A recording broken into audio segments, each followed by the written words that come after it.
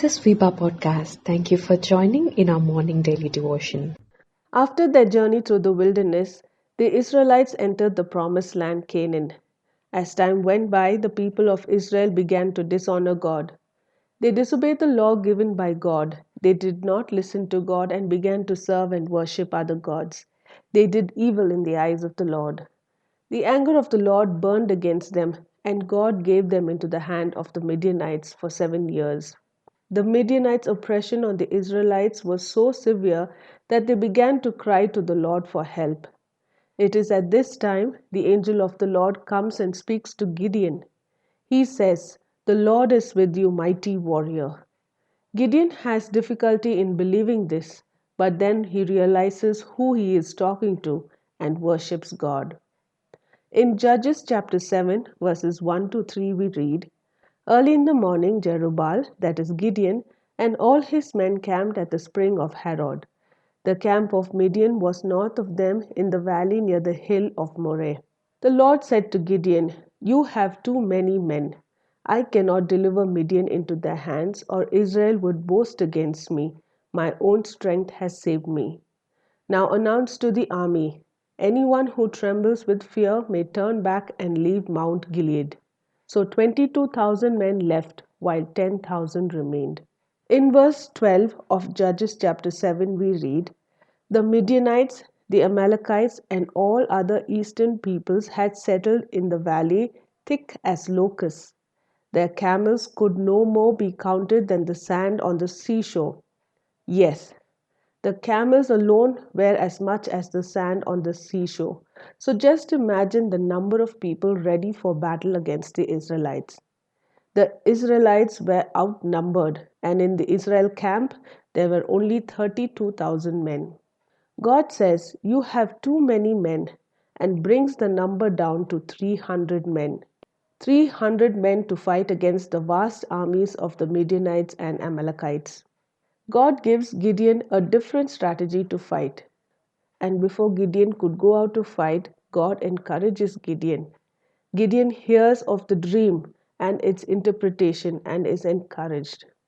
Gideon and the 100 men with him reached the edge of the camp at the beginning of the middle watch, just as they had changed the guard.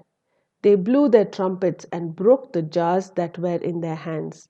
The 3 companies blew the trumpets and smashed the jars. Grasping the torches in their left hands and holding in their right hands the trumpets they were to blow, they shouted, "A sword for the Lord and for Gideon." While each man held his position around the camp, all the Midianites ran, crying out as they fled. When the 300 trumpets sounded, the Lord caused the men throughout the camp to turn on each other with their swords. God alone delivered the Israelites from the enemy.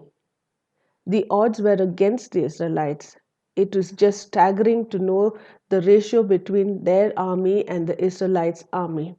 The weapons of warfare were different: earthenware jar, torch, trumpet, and sword. Could it ever be possible to win a war with such different weapons?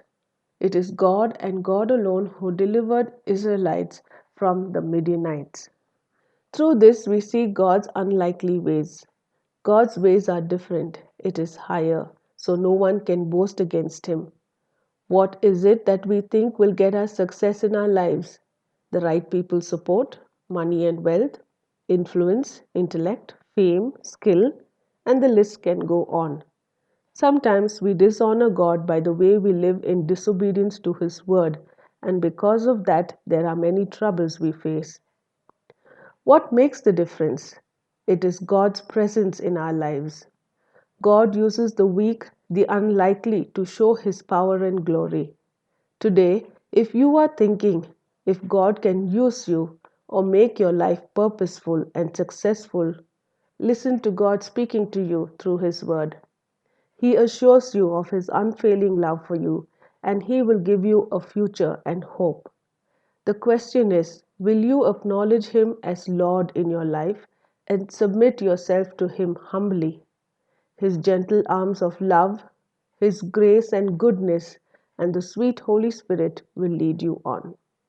2 Corinthians chapter 12 verse 9 and 10 reads, "But he said to me, My grace is sufficient for you, for my power is made perfect in weakness.